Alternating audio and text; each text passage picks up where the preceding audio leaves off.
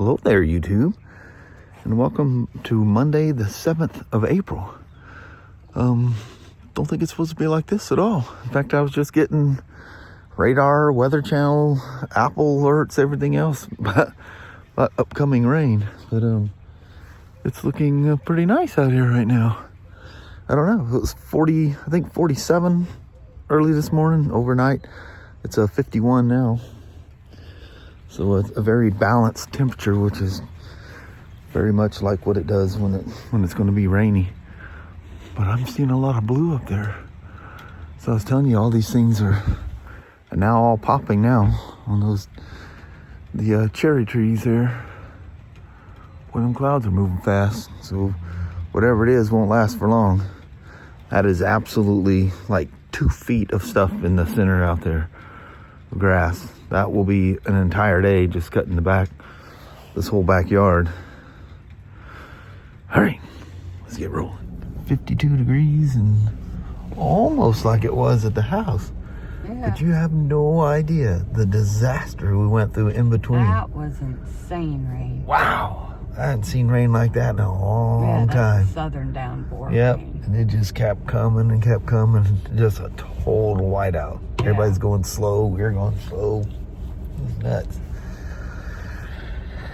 Wow. Yeah. we're at the bookends at home, and then here, everything in between was crazy. Yeah. Mama? Yes, I have. Monday's unrolled around on us. She has it that. Time to go in there and start out the new work week. All right. Well, hope you have a wonderful day there, Mama. You too, hub. All right. See you as the day goes on. All right. All right. Love you. See you. Bye. I love you, hub. Bye-bye now. Bye. So I have this Spyder RT standard.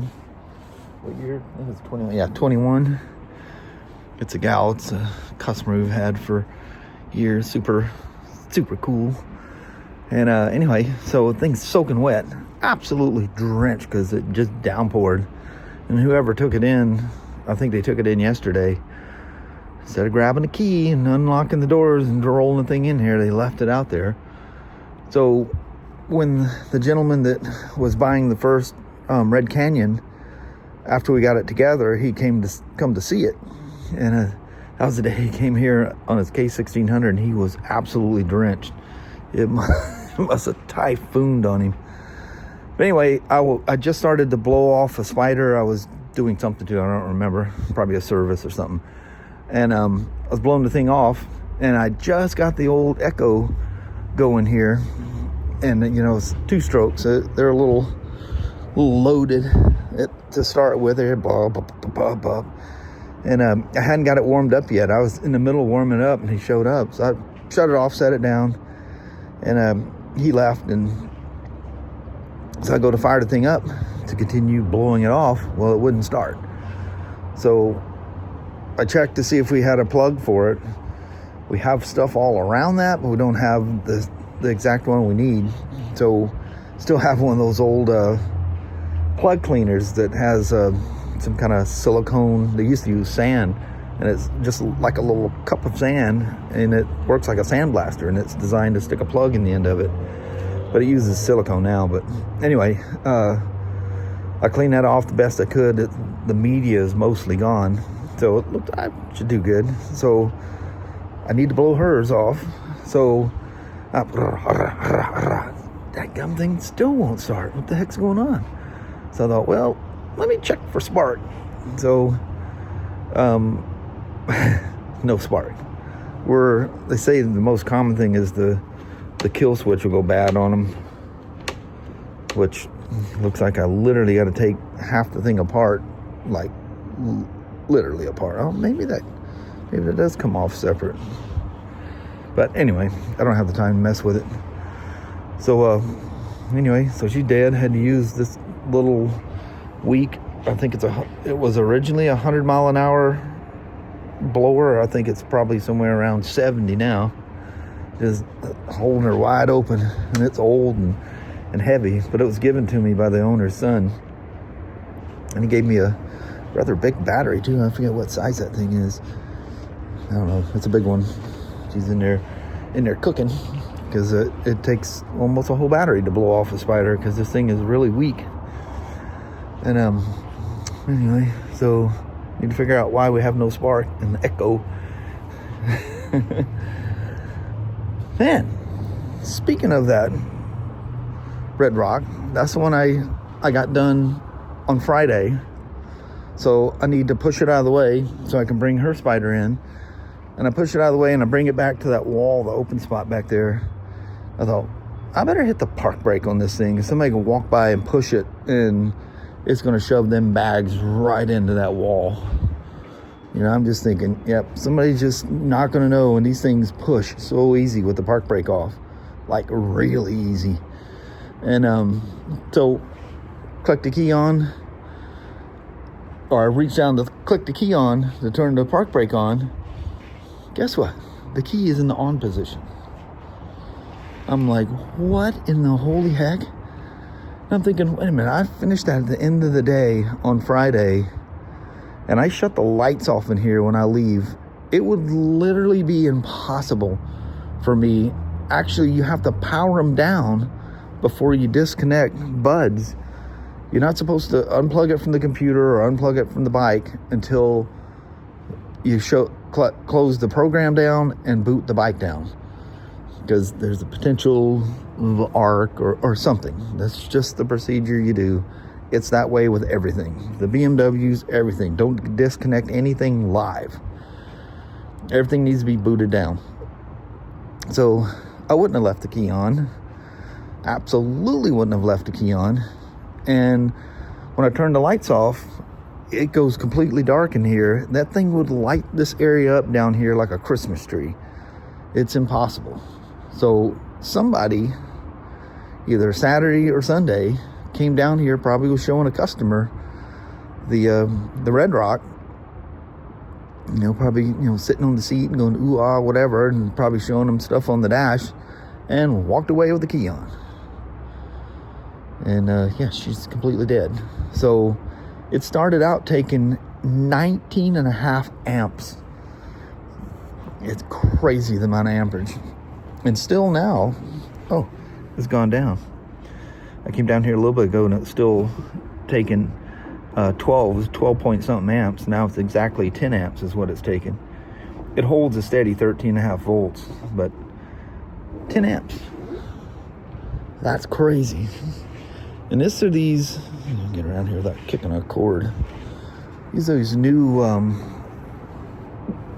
batteries from Vietnam. I don't know, the LEOC or LEO. I think it's just LEO. But it's like Loch or something. LEOCH. They're made in Vietnam. It even says right there, made in Vietnam. But these things look like an Excite battery. I mean, the way the terminals are, the quality of it, I mean, it just looks top notch. And every one of these things is just absolutely testing 100%. And it seemed to be strong as an ox. So BRP finally found their lack of UASA solution. And anyway, we'll see how she handled it, because the one thing about maintenance free or AGM batteries is they do not like to be left in a state of discharge, and they don't like to be held at a steady voltage. That's why I tell people never ever ever use a charger to charge it, but don't leave the charger on it. Use a maintainer, because a maintainer is off and on, and it'll put a load on it, it'll let it idle for a while, and it'll put a load on it and drop it to a certain point and then charge it back up. That's why you see the lights flashing. To read the book on your Optimate, it tells you all the crazy things it does. But it's constantly maintained, or analyzing and maintaining the battery. A charger is just going to throw a steady voltage at it, and they do not like that. If people go, oh, well, what about when you're on a trip, it's holding a steady voltage? No. It's, if you watch the thing, if you actually, you look at a voltmeter, if it has it up there, it looks pretty steady. But you actually put a meter, and that thing's floating all over the place. Plus, you're stopping and goofing around. You got the key on, resorting another map or doing something. You know, the riding it's different. It fluctuates. That doesn't seem to hurt it. But something putting a steady amperage at it will hurt it. And that's why you need to use a maintainer. And the other thing, and the worst of all, is like leave a key on or have something, you know, you're trying to charge your iPad Pro that's got the battery in there. It's bigger than what old laptops were. That thing they got big batteries in them. And, you know, they'll leave something plugged in, charging overnight.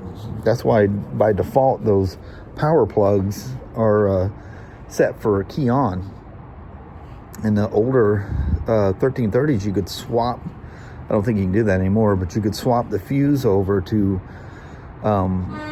make that port go direct battery, key on or off. Oh, I gotta open the gate here. More units. That time of year, they come pouring in. So anyway, doing an oil change and inspection on this, and we'll see how the battery comes out on this thing.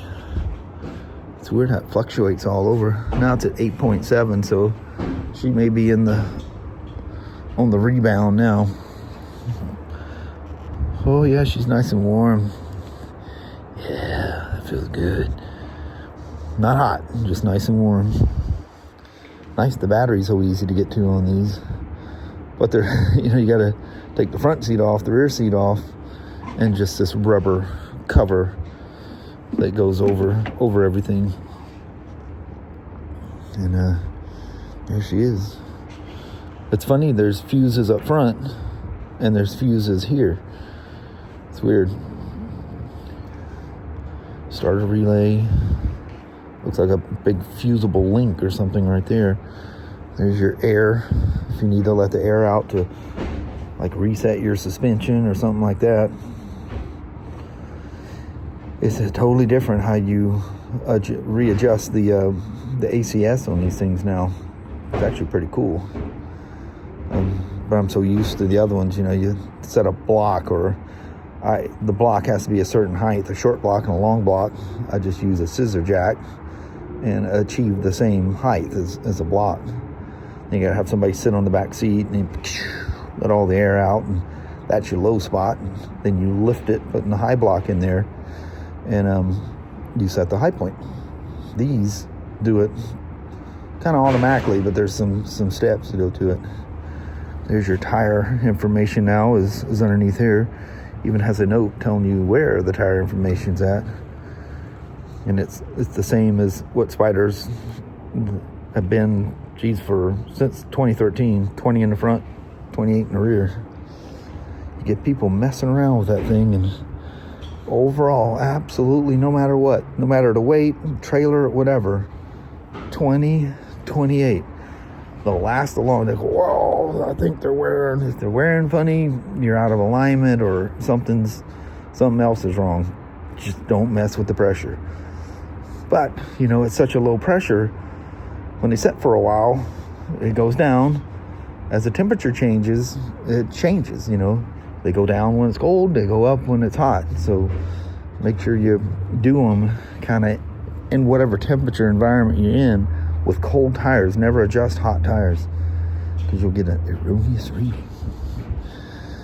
So anyway, do that one, and hopefully it stopped raining and it's windy out there. It's starting to dry up a little bit. Get this other Spyder done, this one charged. Take her for a quick little parking lot spin and ooh and ah over it. You definitely ooh and ah over a canyon, that's for sure. Holy moly. If I was independently wealthy, I literally would just go sign the paperwork right now. I'm that impressed with these things. Really, really cool. And those, if you guys read the comments, people that have them, you just got to read the comments. And the feedback I get, you know, from my own stuff with YouTube and stuff like that. And then, you know, customers emailing me and stuff like that, or just people, I mean, not necessarily customers, because they call from or email from all over all over the world, actually. Super impressed. Cool beans, especially that Red Rock with that active or smart suspension, as they're calling it. That is, the difference is actually surprising. It's well worth the extra. I think it's $2,000 more, and you get the shocks in the rear view camera and the cool moss green colorway. Somebody was telling me it's like over $2,000 just for one of those shocks. Plus, I don't know if all the tabs that hold all the sensors, and is the ECM set up for it? Is the harness set up for it? I don't see where the smart shocks are an option for the XT and the standard Canyon. So it may, the Red Rock may just be specifically built to have those.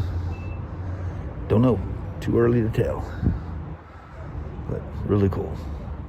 Man, I just don't know how to stress enough how you need to do whatever traps, whatever means that you come up with. You got to keep the rodents out of these things. I won't focus. I think I zoomed too far. But yeah, that's not good. So if you see that much storage of stuff from the little long-tailed little rodents, they're eating stuff. They will find stuff to eat.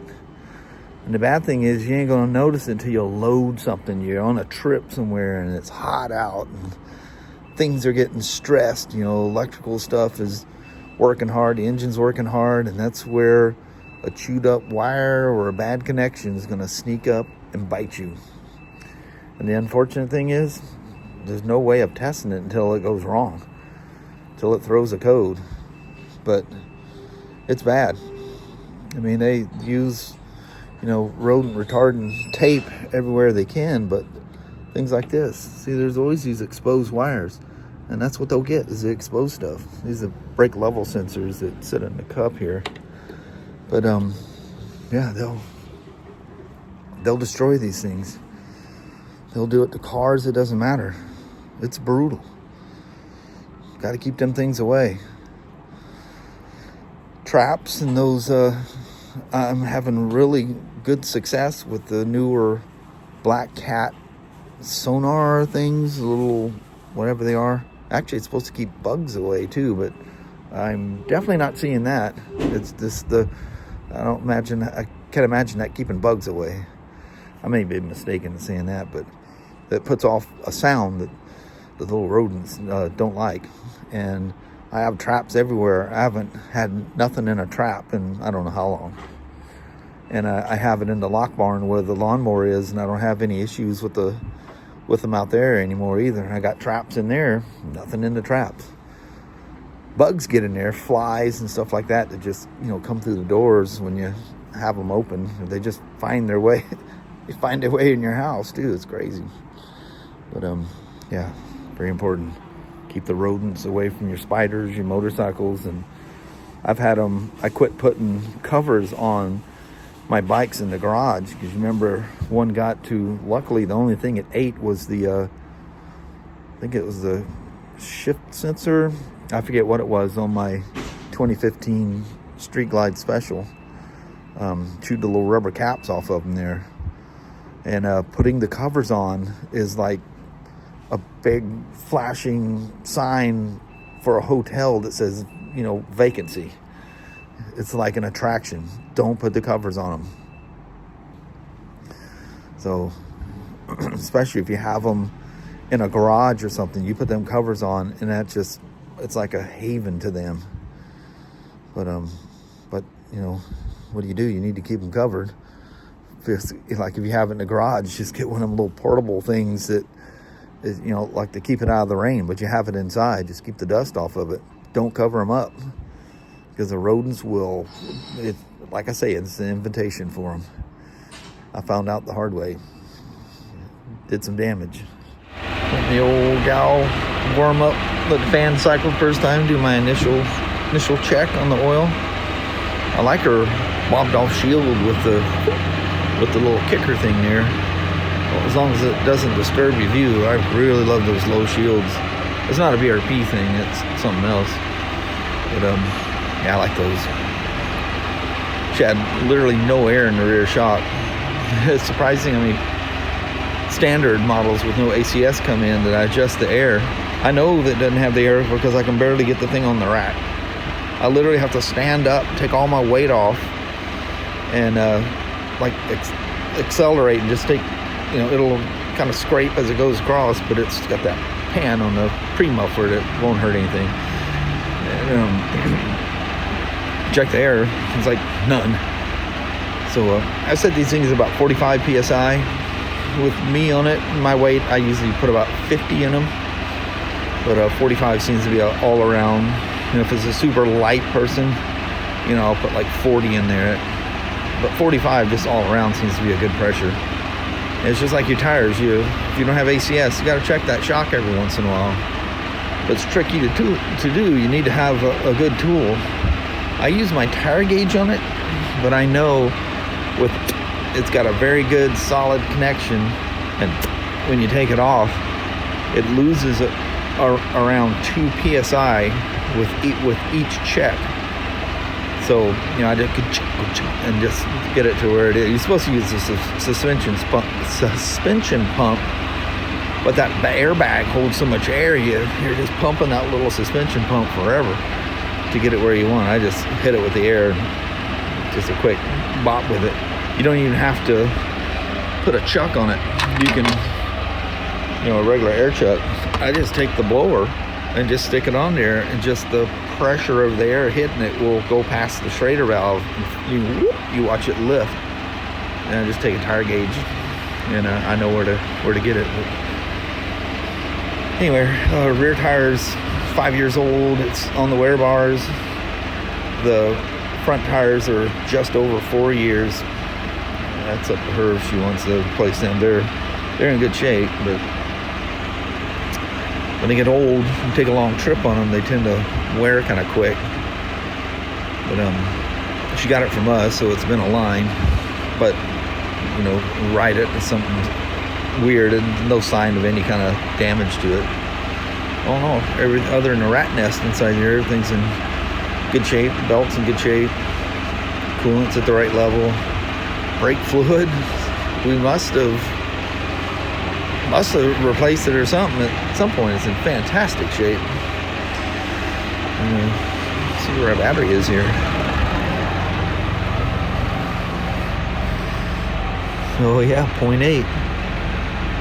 When she gets to 0.4, they'll stabilize right there. And I'll take the charger off, and that is a charger. That is not a maintainer, by the way.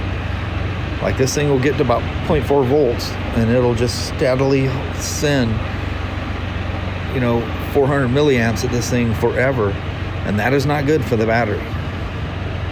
You know, I can leave it overnight, just, you know, trying to build health up or something like that, but you don't want to leave it there.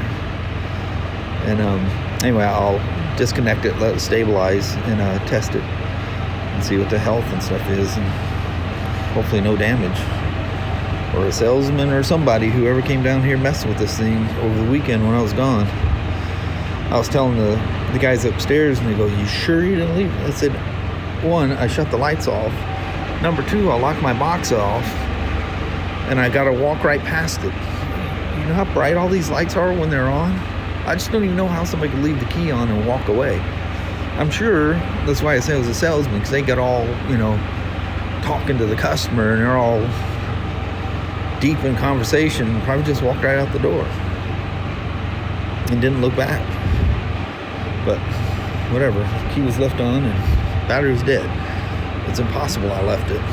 Like I say, it gets very dark in here when I turn the lights off, despite all the windows out there. But anyway, dadgum rain. Just at one point, the sun came out, the wind was blowing, it was shutting the doors, slinging them doors open and closed, and carrying on, and it dried out. But I'm right in the middle of this thing. I took the Echo apart and does not have a bad kill switch. The switch is functioning just as it should. It just has no spark. Our guy that takes care of maintenance and stuff around the shop, he said, he goes, if it's not switched or you can't figure it out, there's a little small engine shop that they take all of their stuff like that too. So she's gonna need something. She ain't got no sparky. That's weird, you know. But 1 second it's running, I thought I fouled the plug because it was still kind of running fat, you know, as you do. And I just go to restart it, and that was it. She was out. So the kill switch being the problem made sense to me, you know. It's pretty easy. This whole cover comes off, and the switch is inside there. It's just a simple like a dirt bike. When it's in the stop mode, it's grounding the ignition. And then when it's in the run mode, the ignition is doing its own stuff. It's not grounding the coil or ignition or whatever. So there we are. She's been idling long enough. I can do the first check on the oil. All right. Well, hello there. It's not raining at the moment. No. But it's just been like a light switch. Pour, dry. Pour, dry. Yeah. The whole way home. Literally, the freeway's dry and everything's going along, and woof, you go into a wall of water. Everything slows all down. But your wiper's going crazy. Everybody's all crawling along. Then boom, Dry. Crazy. Definitely springtime in the Pacific Northwest. It is that. I remember that, trying to sneak your bike somewhere. You know, I'm going to make it home without getting wet. Boof. Hit you for about a mile. Don't matter if it hits you for 5 seconds. Yeah, and just now all that water spots and everything, especially on your street bikes and stuff, you know. Yeah. Wiping everything. How they would lose his, you know what? Oh yeah. Oh yeah. When I was a kid, boy, I would freak out over it. I got so mad. Spent all those hours in just a brief moment, wiped out. But anyway. Didn't get nothing to ride today. Dried out once, but I was in between things and just turned out no rides. Maybe tomorrow will be better. It's supposed to get better as the week goes on, so. Oh yeah, I forgot to say that. The weather's definitely getting better, and it's supposed to, just as far as you can see, rain. Yeah, the weekend's actually going to be fairly nice. Not very warm, but nice.